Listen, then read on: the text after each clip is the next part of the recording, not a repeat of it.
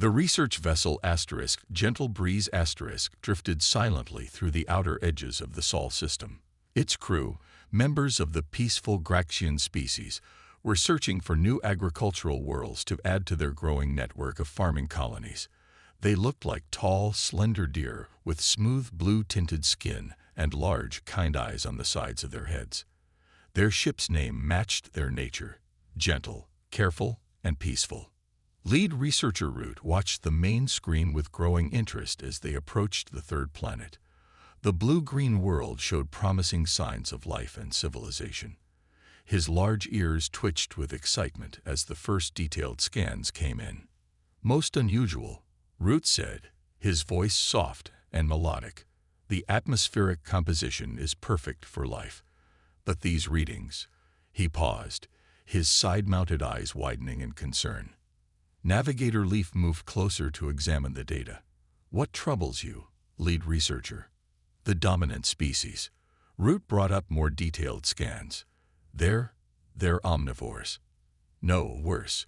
They show all the signs of being pursuit predators." The bridge fell silent. In the entire known galaxy, no predatory species had ever achieved spaceflight.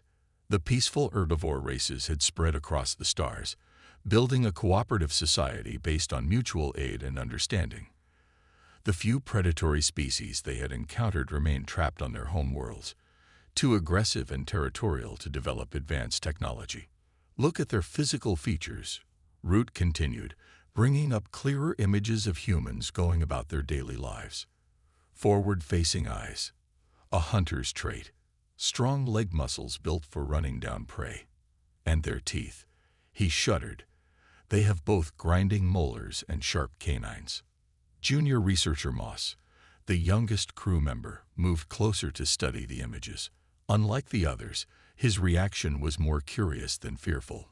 "But lead researcher, look at their cities, their art, their technology. They're not simple predators." Root nodded slowly. "That's what makes them even more dangerous. They have the hunting instincts of predators combined with high intelligence. Look at this." He showed footage of human children playing a game called tag. "They're training their young to chase and catch targets," Navigator Leaf whispered in horror. "It's ingrained in their culture." More images flowed across the screen. Humans jogging for exercise, cooking meat, playing sports, and hunting with advanced tools. Each new revelation made the Graxian crew more uncomfortable. "We should report this to the Council," Navigator Leaf suggested. "Perhaps they will choose to quarantine this system." But junior researcher Moss couldn't contain his fascination. "With respect, lead researcher, these humans have achieved something remarkable. Yes, they have predatory traits, but look, they also build hospitals. They create music. They care for animals weaker than themselves. They're not mindless hunters." Root considered this carefully. His species' natural caution warred with scientific curiosity. "Perhaps," he said slowly, "these humans represent something new. A predatory species that has learned to channel its hunting instincts into more productive pursuits." "The Council must know about this," Moss pressed. "If we understand how these humans balance their predatory nature with technological advancement, it could change our understanding of species development." After much discussion, the crew decided to continue their observations. They watched humans build rockets, explore their moon, and send probes to other planets. They saw humans fight wars but also heal the sick. They witnessed human aggression, but also human compassion. Root made his final log entry as they prepared to return home. "We have discovered something unprecedented, a predator species that creates as well as hunts. These humans are dangerous, yes, but they are also builders, dreamers, and explorers. They protect as fiercely as they hunt. The galaxy must prepare for their eventual emergence into the wider community. For better or worse, the age of peaceful herbivore dominance may be coming to an end." As the Gentle Breeze turned away from Earth, none of its crew could have predicted just how right Root was, or how soon the galaxy would need humanity's unique combination of predatory skill and protective instinct. Blue Shell sat nervously in his Earth apartment, trying to calm his racing heart. Even after 3 months on this predator world, he still jumped at sudden movements. His holographic disguise made him look human, but underneath, his herbivore instincts screamed at him daily. Today was especially difficult. His neighbor Tom had invited him to something called a barbecue. The thought of watching humans cook meat made him feel sick, but as Earth's first undercover alien observer, he had to accept. Just remember the mission, Blue Shell whispered to himself, checking his disguise in the mirror. The council needed to understand these humans better, and he was their best xenobiologist, even if he was also the most terrified. The backyard gathering was already noisy when he arrived. Tom stood at a smoking grill, flipping pieces of meat. Children ran around playing chase games, their predator instincts on full display. Blue Shell wanted to flee, but he forced himself to walk forward. "Hey, John," Tom called out, using Blue Shell's human name. "Grab a burger." Blue Shell had prepared for this. His special suit could process the meat and make it appear as if he was eating. Still, his hand shook slightly as he took the plate. As he sat watching the humans, something unexpected happened. He noticed things he hadn't seen before. Yes, they were cooking meat, but they were also sharing it. Yes, the children were chasing each other, but their laughter was pure joy, not aggression. A woman was teaching her daughter to throw a ball, showing patience and care. "First time at a barbecue?" asked Mary, Tom's wife, sitting next to him. "Is it that obvious?" Blue Shell replied, trying to sound casual. "You look like my cat when he sees the vacuum cleaner," she laughed. Then her voice softened. "Don't worry, we don't bite." If only she knew how ironic that statement was, Blue Shell thought, but he appreciated her kindness. Later that evening, Blue Shell wrote his daily report. Day 92. Humans continue to surprise me. Their predatory nature exists alongside remarkable gentleness. Today I witnessed a gathering where they shared food. Yes, meat, but the focus wasn't on the hunting or killing. It was on community. Their young practiced chase behaviors, but not for hunting, for joy. Their protective instincts seem as strong as their predatory ones. When a child fell, 5 adults rushed to help. On my world, only a parent would respond. Most fascinating is their ability to form bonds with other species. Many humans keep smaller animals as pets, protecting and caring for creatures they could easily hunt. Some even rescue and heal injured wildlife. Perhaps we have been wrong to fear their predatory nature. It seems to drive them to protect as much as to hunt. The next week, Blue Shell faced another challenge. Tom invited him to something called a gym. Inside, humans were running on machines, lifting heavy objects, and punching bags. At first, it looked like training for combat. But as he observed more carefully, he saw something different. These humans weren't preparing for war. They were challenging themselves. They encouraged each other, celebrated small victories, helped beginners learn proper form. That night, his report took on a different tone. Day 98. Humans use their predatory traits in ways we never imagined. They run, not to chase prey, but to test their limits. They build strength, not to dominate, but to improve themselves. Their competitive nature drives innovation as much as conflict. Most importantly, they seem aware of their dangerous potential. They create rules, establish boundaries, and teach their young control. Unlike the mindless predators we've encountered before, humans actively choose when to use their predatory abilities. I must revise my earlier recommendations to the Council. Quarantine would be a mistake. These humans are not simply predators who achieved spaceflight. They are something new. Predators who learn to channel their hunting instincts into protection, exploration, and growth. The galaxy needs to prepare not to defend against humans, but to understand them. Their unique combination of predatory skill and conscious control could be invaluable to our peaceful society. End report. Blue Shell looked out his apartment window at the city lights. For the first time since arriving on Earth, he felt something besides fear: hope. The Grand Council chamber was in chaos. Representatives from 50 peaceful species had gathered to discuss the Earth reports, and no one could stay calm. The massive round room, usually a place of quiet discussion, now buzzed with nervous energy.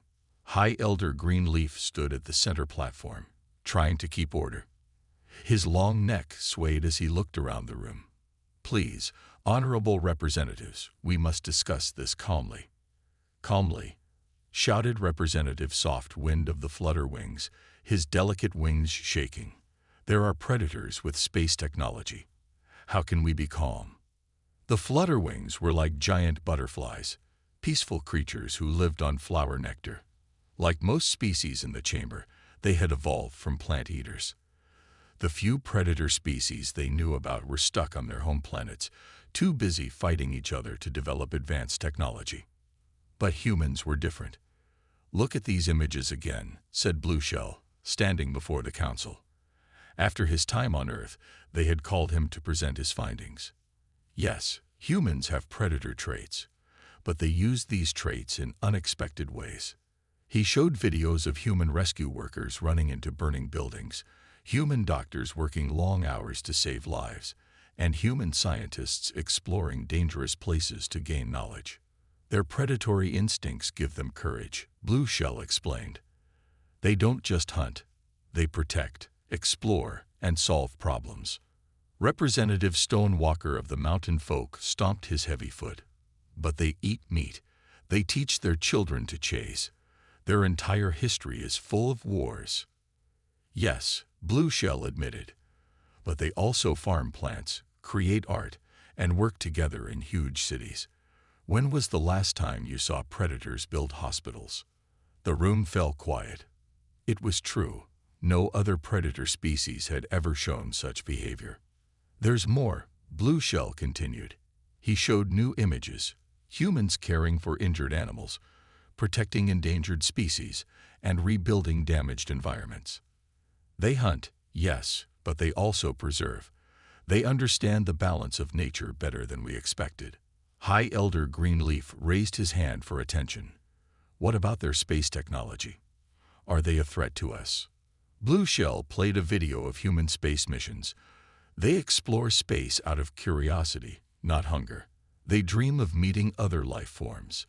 Yes, they prepare for danger. They're predators, after all. But their first goal is to learn, not to hunt. "And their weapons?" asked someone from the back. "They have many," Blueshell admitted. "But look at how they use them. Their strongest nations work to keep peace. They have rules of war, something no other predator species has ever developed." The council members watched in amazement as Blueshell showed them more. Humans playing sports instead of fighting, turning hunting instincts into games, using their drive to compete to advance technology. "I believe," Blueshell said firmly, "that humans are exactly what our galaxy needs.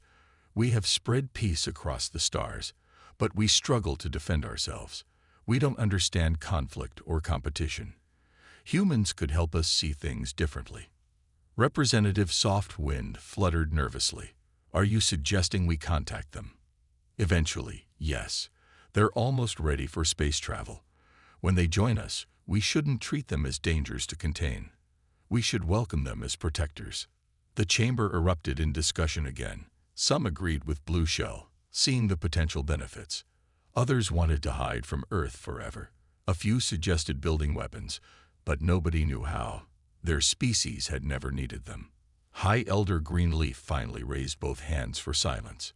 "We need time to think about this. But remember, humans will reach the stars soon, whether we're ready or not. We must decide. Do we treat them as enemies and risk turning them into what we fear? Or do we welcome them as friends and help them become what Blueshell believes they can be?" As the council members left to consider this question, none of them knew that their choice would soon become much more important. In the far reaches of space, something was moving, something that would make them all very grateful for humanity's predatory instincts. The attack came without warning. The peaceful farming colony of New Growth went silent first.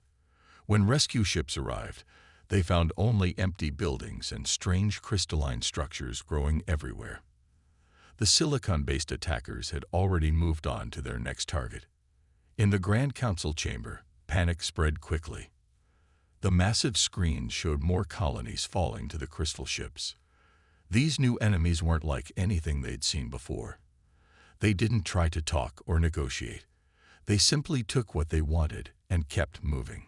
3 more farming worlds lost, reported Admiral Tall Reed, his leafy head drooping. We don't know how to fight them. None of our species has ever had to fight anything. Blue Shell watched from his seat, his mind racing. The peaceful species of the galaxy had no concept of strategy or defense. Their ships had no weapons.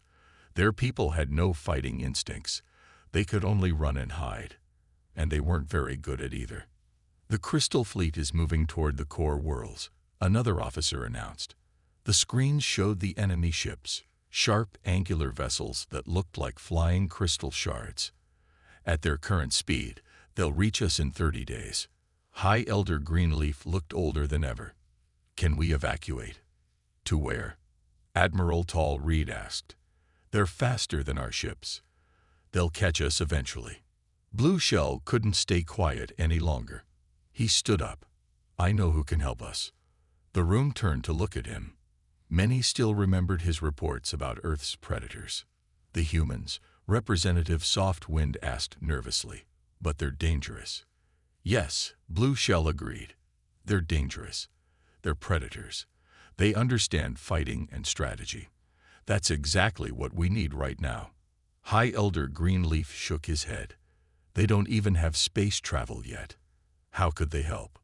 They don't need ships right now, Blue Shell explained. We need their knowledge, their instincts, their understanding of conflict. Look at this. He played videos of human military exercises, showing complex battle formations and tactics. Then he showed historical battles where smaller human forces had defeated larger ones through strategy. This is what we're missing, he said. Humans know how to think like predators. They understand things we can't, like how to trap enemies, how to defend territory, how to fight without running straight forward. The council members watched in fascination as Blue Shell showed more examples. Human military academies teaching strategy. Human games like chess that taught tactical thinking. Even human nature shows about pack hunters working together to bring down larger prey. The Crystal Fleet attacks like a simple predator. Blue Shell continued. Straightforward, no strategy, just overwhelming force. But humans know how to fight smart. They've spent thousands of years learning to outthink their enemies. A new alert flashed on the screens. Another colony was under attack. We don't have time to debate, Blue Shell said firmly. I suggest we send a ship to Earth now. We don't need their whole species, just a few of their military leaders. Let them teach us how to defend ourselves. High Elder Greenleaf looked around the chamber. All in favor. The vote wasn't even close. Fear of the Crystal Fleet was stronger than fear of humans. Go, the High Elder told Blue Shell. You know Earth best. Take our fastest ship, but be careful how you approach them. We need their help, not their conquest. As Blue Shell hurried to the spaceport, he remembered something he'd seen on Earth. A nature show about wolves hunting larger prey. The wolves hadn't won through strength alone. They'd used teamwork, strategy, and patience. That's what we need to learn, he muttered as his ship prepared for launch. How to think like hunters. The ship jumped to light speed, racing toward Earth. Behind it, more crystal ships appeared at the edge of inhabited space. The peaceful species of the galaxy were about to learn why Earth's predators had survived so long, and why having a predator on your side might be exactly what you need when facing a real threat. General Mark Miller stared at the alien sitting across from him in the Pentagon's secure meeting room. After Blue Shell had landed his ship in a remote desert area, things had moved quickly. Now, 3 days later, the general found himself looking at photos of crystal ships and hearing about a threat to the galaxy. Let me get this straight, Miller said, rubbing his forehead. You need our help to fight these aliens because your people don't know how to fight at all. Correct, Blue Shell replied. We never had to fight. Our species evolved as plant eaters. We have no natural weapons, no fighting instincts. The room was filled with military leaders from several nations. They had been chosen carefully. People known for their strategic minds and calm judgment. Admiral Rogers looked at the battle footage again. These crystal ships, they just move straight forward and attack. Yes, said Blue Shell, like simple predators. No tactics, no strategy, just overwhelming force. A smile spread across Miller's face. Simple predators are the easiest to trap. He stood up and walked to the large screen showing the crystal ship's movement patterns. Look at this. They're acting like a shark that smells blood, charging straight at their target, not watching their sides or rear. Colonel Chen nodded. They've never faced resistance. They don't expect it. This is basic hunting behavior. When you've never met a stronger predator, you don't learn caution. Blue Shell watched in amazement as the human military leaders gathered around the screen. Instead of showing fear, they looked excited.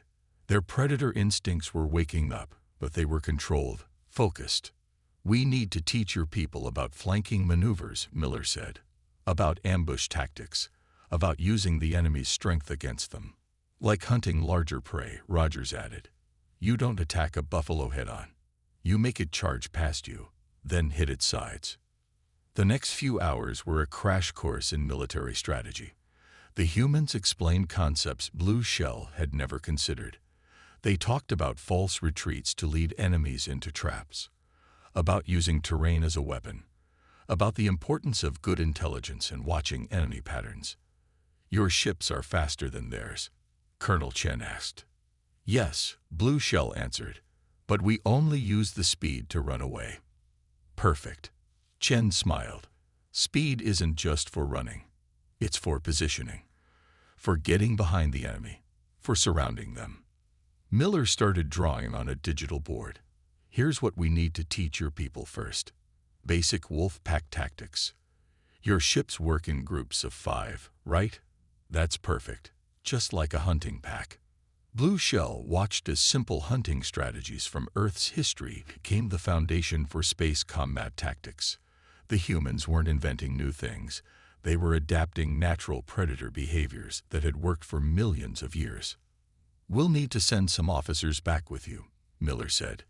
People who can train your ship crews. Teach them to think like predators, but smart predators, not simple ones. How can you be so calm about this? Blue Shell asked. You just learned aliens exist, and you're already planning space battles. Admiral Rogers laughed. Son, humans have been thinking about space wars since before we had cars. We've got whole libraries of books about it. We've been preparing for this without even knowing it. Besides, Miller added, this is what humans do best. We protect those who can't protect themselves. Your people may not be predators, but that just means they're under our protection now. Blue Shell felt a strange new feeling. Safety. These humans, with their predator eyes and sharp teeth, made him feel secure. They weren't looking to conquer or harm. They were planning to defend. As the meeting continued, more ideas flowed. The humans would help design simple weapons for the peaceful species ships. They would train crew leaders in basic combat tactics. Most importantly, they would teach them how to think strategically. Your people have one big advantage, Miller said as they wrapped up. The crystal ships won't expect you to fight back. They think you're prey. Let's show them what happens when prey learns from predators. For the first time since the crisis began, Blue Shell felt hope. Earth's hunters were about to teach the galaxy how to defend itself. The first battle went exactly as General Miller had planned. The Crystal Fleet charged forward as usual, heading straight for what looked like an easy target. A small group of transport ships moving slowly through space. They're taking the bait, Miller said from the command center of the Galactic Alliance's flagship. Around him, alien crew members watched nervously as the crystal ships moved closer to their trap. The transport ships started to run, just as planned. The crystal ships followed, their formations tight and aggressive. They never noticed the hidden ships waiting in the dust clouds of a nearby asteroid field. Just like wolves hunting deer, Miller smiled. They're so focused on the chase, they forget to watch their sides. Blue Shell stood next to him, amazed at how calm the human was. When do we spring the trap? Not yet, Miller said. Let them commit fully to the chase. A predator is most vulnerable when it thinks it's about to catch its prey. The crystal ships pushed their engines harder, trying to catch the fleeing transports. They were so focused on their target that they didn't notice they were being led straight into a prepared killing zone. Now, Miller ordered. Hidden ships burst out from the asteroid field, their new weapons ready. The crystal ships found themselves caught between three groups of attackers. For the first time, they faced an enemy that wasn't running away. Remember your training. Miller called to the alien crews. Fight smart, not just hard. The peaceful species had learned well from their human teachers. Their ships moved in coordinated groups, just like wolf packs. They didn't try to match the crystal ship's strength. Instead, they used their superior speed to strike and move, never staying still long enough to be hit. Look at how they break formation, Blue Shell said, watching the crystal ships scatter in confusion. They don't know how to handle an actual fight. Miller nodded. They're used to being the only predator. Now they're learning what it's like to be hunted. The battle was over quickly. The crystal ships tried to retreat, but the Alliance forces had cut off their escape routes. It was a complete victory, one with minimal losses. As cleanup began, Admiral Rogers contacted them from another sector. The trap worked perfectly here too. These crystal creatures have no idea how to handle actual military tactics.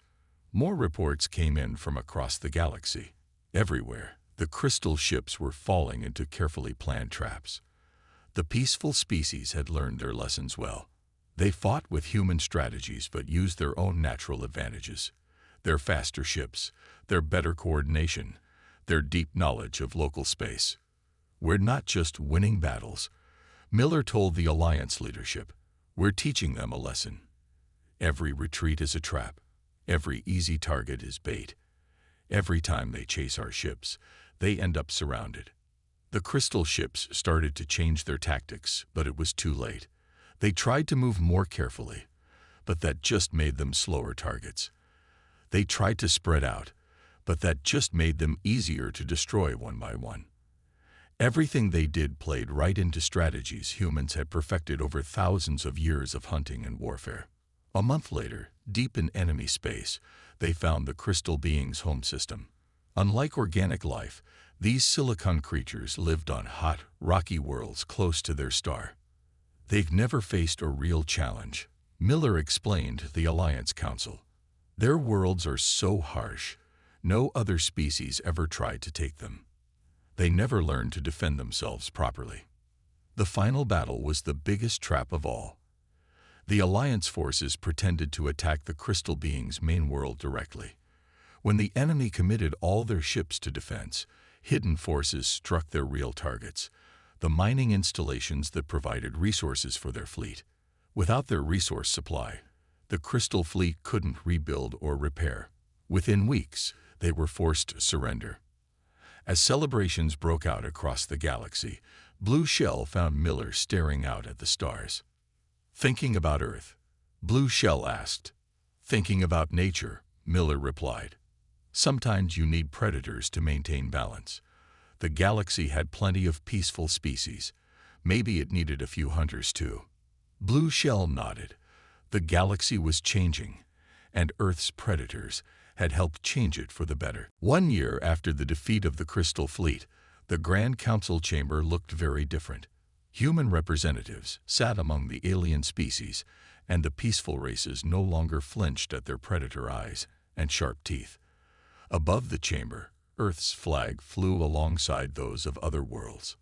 High Elder Greenleaf stood at the center platform, looking much stronger than he had during the crisis. Today, we celebrate 1 year of our new alliance with Earth, he announced. And what a year it has been. Blue Shell, now Earth's official ambassador, smiled as he remembered how much had changed. The humans hadn't just taught them how to fight. They had changed how the galaxy thought about everything. Humans have brought us more than just protection. Greenleaf continued.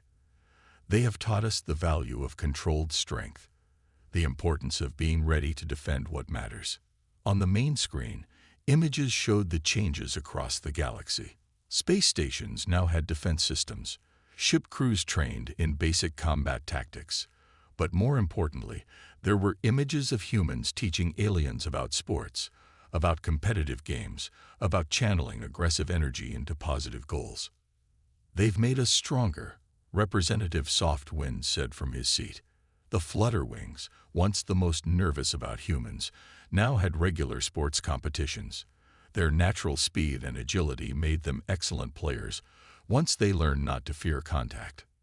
General Miller, now the head of the Alliance Defense Force, stood to give his report. The galaxy is safer than ever, not just because we defeated the Crystal Fleet, but because we learned to protect ourselves. No species should live in fear. He showed maps of the new defense network. Fast ships patrolled trade routes. Early warning stations watched for threats, but the weapons were last resort. Humans had also taught the importance of diplomacy backed by strength. But perhaps most importantly, Miller said, we've learned from each other. Humans have learned patience from the peaceful races. We've seen how cooperation can be stronger than competition. The screens showed human cities changing too. Alien plants grew in Earth's gardens. Alien art hung in human museums. Children played games that mixed human sports with alien dances. Blue Shell stepped up to speak next. When I first went to Earth, I was terrified of humans. I saw only their predator nature. But they taught me that being a predator doesn't mean being cruel.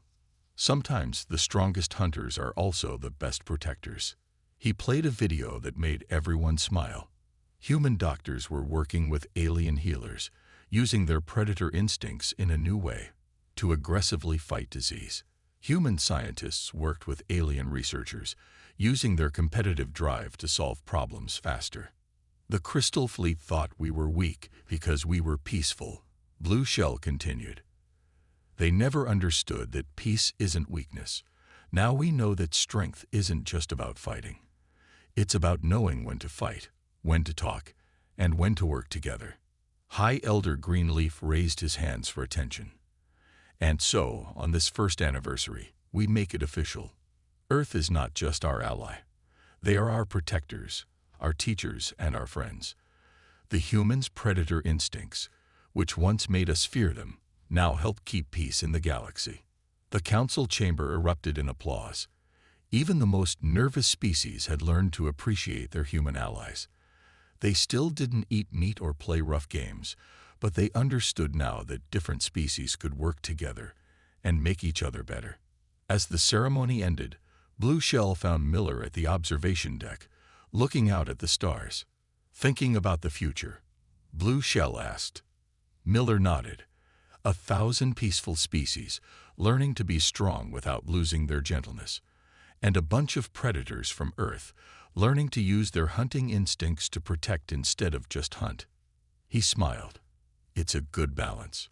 The perfect balance. Blue Shell agreed.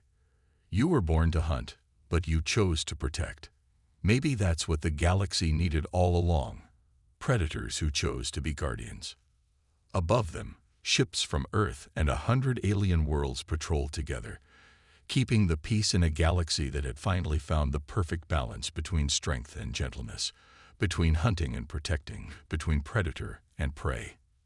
The hunters of Earth had found their true purpose, not just to hunt, but to guard, to teach, and to protect.